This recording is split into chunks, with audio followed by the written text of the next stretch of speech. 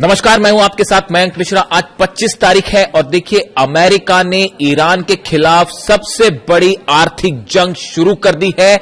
आर्थिक जंग का ऐलान कर दिया है, इकोनॉमिक वॉर कहा जा रहा है और इसका नाम रखा गया है ऑपरेशन इकोनॉमिक आउटकास्ट। ये ऑपरेशन की शुरुआत की है अमेरिका ने। अमेरिका के फाइनेंस मिनिस्टर स्कॉट बेसेंट की तरफ से कई ऐलान हुए हैं, कई प्रतिबंध लगे हैं और अगर सरल भाषा में आप समझें तो अमेरिका की ये कोशिश है कि ईरान की इनकम के जितने सोर्स हैं उन पर लगाम लगाई जाए, उनको रोका जाए। देखिए 60 से ज्यादा जहाज हैं, पर्सनालिटीज हैं, संस्थान हैं, इन पर प्रतिबंध लगा दिए गए हैं जो कि ईरान के हैं। अमेरिकी वित्त विभाग का मुख्य उद्देश्य ईरान के तेल के निर्यात और कमाई के संभावित सभी साधनों को रोकना है, यानी जिस जरिए से ईरान की कमाई होती है इसको रोकने की कोशिश है। इसीलिए ये इकोनॉमिक वॉर कहा जा रहा है। अन्य देशों को भी अमेरिका की तरफ से चेतावनी दी गई है कि जो ईरान के साथ व्यापार करेगा, ईरान का तेल खरीदेगा, ईरान का पेट्रोकेमिकल खरीदेगा, उन सबके साथ उन पर टैरिफ्स लगाए जाएंगे और सभी देशों को यह वार्निंग दी गई है कि ईरान के साथ अपने संबंध खत्म कर दीजिए। इस तरह की बातें आई हैं। इसका ईरान की तरफ से जवाब भी आ गया है। जवाब यह आ गया है कि किसी भी तरह की अमेरिका की इस कोशिश का मुंह तोड़ जवाब दिया जाएगा। और जो अंदर की खबरें हैं वो ये भी बता रही हैं कि जो अमेरिका के जहाज खड़े हुए हैं, 20 के आसपास जहाज जो खड़े हैं, अरब सागर के आसपास जो घेर के खड़े हुए हैं, ईरान के जहाजों को रोक रहे हैं, इस ब्लॉकेड को तोड़ने के लिए ईरान मिलिट्री ऑपरेशन भी कर सकता है। इस तरह की भी खबरें। जनरल मुनीर जो है वो इस समय ईरान में है, वहां पर भी एक कोशिश हो रही है कि किसी तरह से बातचीत शुरू की जाए, लेकिन ईरान ने एक बेहद एग्रेसिव स्टैंड ले रखा है। ये बात शुरुआती हो गई अमेरिका और ईरान की, लेकिन इस बीच जो मैंने थंब भी दिया है अपना कि अमेरिका ईरान की इस आर्थिक जंग के बीच भारत के एनएसए अजीत डोवाल चीन में है और भारत के विदेश मंत्री एस जयशंकर रूस में है। ये दो बेहद अहम खबरें हैं। देखिए ये सब कुछ ऐसे समय में हो रहा है जब पूरी दुनिया की इकोनॉमी में उथल पुथल मची हुई है। अमेरिका अपने टैरिफ वाले मोड में अभी तक अड़ा हुआ है। कनाडा के साथ जो है वो तनाव देखने को मिल रहा है। आप जान ही रहे हैं कि टैरिफ को लेकर कनाडा और अमेरिका आमने सामने है और ईरान और अमेरिका के बीच में अब ये आर्थिक वॉर जो है ये शुरू हो चुका है। ऐसे में इन दोनों बैठकों का, दोनों विजिट्स का जिक्र करना जरूरी है। अजीत डोवाल की चीन यात्रा और एस जयशंकर की रूस यात्रा, उन्होंने पुतिन से भी मुलाकात की है। पहले हम अजीत डोवाल और चाइना की बात करें। देखिए अजीत डोवाल जो है उन्होंने वांग यी विदेश मंत्री जो है चाइना के, इनसे बातचीत की है, इनसे उनकी मुलाकात हुई है। अब सवाल यह है कि अजीत डोवाल इन पूरे हालात के बीच में उनका चीन दौरा कितना अहम है।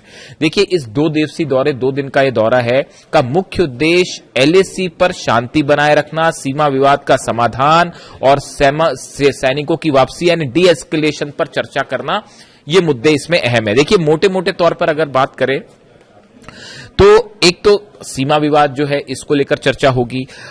हथियार जो एलएसी के आसपास है इनको कैसे कम किया जाए, अरुणाचल में तनाव ना हो, तिब्बत में जो हाइड्रो पावर प्रोजेक्ट चीन की तरफ से आगे बढ़ रहा है इसको लेकर चर्चा होगी कि कैसे इस पर क्या समाधान हो सकता है। और ब्रिक्स सम्मेलन, देखिए सितंबर में भारत में ब्रिक्स सम्मेलन होना है जिसमें जिनपिंग की भारत यात्रा को लेकर इस दौरे में एक खाका तैयार कर लिया जाएगा, ऐसा कहा जा रहा है। ईरान के राष्ट्रपति भी भारत आएंगे ब्रिक्स सम्मेलन में सितंबर में, ऐसा कंफर्मेशन ऑलरेडी आ चुका है। तो ये एक बहुत अहम मीटिंग होने जा रही है ब्रिक्स में, जिसमें शी जिनपिंग शामिल हो सकते हैं, ईरान के राष्ट्रपति शामिल हो सकते हैं और बाकी जितने सदस्य हैं उनके राष्ट्र प्रमुख शामिल हो सकते हैं। ये अपने आप में एक बड़ा समिट होगा, खासकर इन हालात के बीच में, खासकर अमेरिका की तरफ से जो ट्रेड और टैरिफ की धमकियां चल रही हैं इसके बीच में। अब देखिए पिछले साल अगस्त के आखिर में जब पीएम मोदी एससीओ समिट के लिए चीन के तियानजिन गए थे तो वहां शी जिनपिंग से उनकी मुलाकात हुई थी और आपसी संबंधों पर चर्चा भी हुई थी। पिछले कुछ समय में आप देखें तो कई मंच ऐसे हैं एससीओ समिट में भी जहां पर भारत ने ईरान का साथ दिया है। यूनाइटेड नेशंस में भी, एससीओ समिट में भी, और जहां तक मुझे याद है एससीओ समिट में तो भारत ने ईरान की जो है वो खुलकर साथ दिया था। इस जंग जो हमले हुए थे उसका विरोध किया था भारत ने, ईरान पर जो हमले हुए थे। यानी एक तरफ विजिट अजीत डोभाल साहब की जो चीन की है, वो भारत और चीन के रिश्ते आने वाले समय में कैसे होंगे इसको लेकर बेहद अहम है।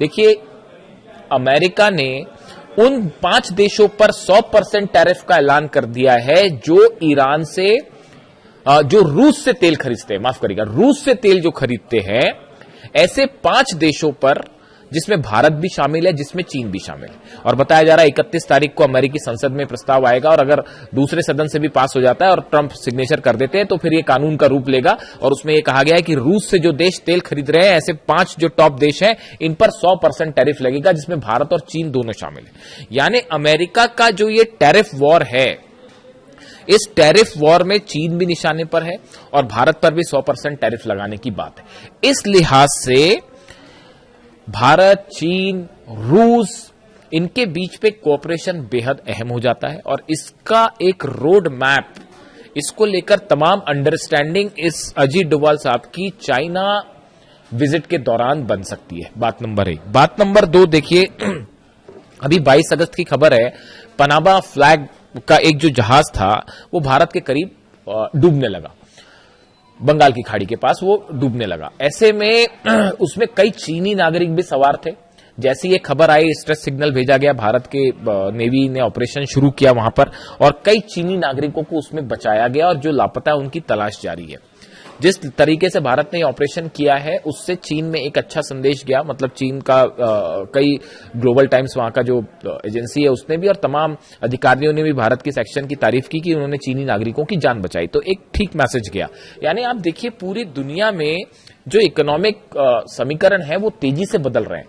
ऐसे में डोभाल साहब की जो चीन यात्रा है, ये बेहद अहम है, बेहद इंपॉर्टेंट है, जो आने वाले दिनों में भारत और चीन के संबंध कैसे हो और किस दिशा में आगे बढ़ रहे हैं, इसको तय करने में बेहद अहम भूमिका निभाएगी। और खासतौर पर यह तय होगा कि जिनपिंग ब्रिक्स सम्मेलन में भारत आएंगे, नहीं आएंगे, और आते हैं तो किन मुद्दों पर चर्चा होगी, वगैरह वगैरह।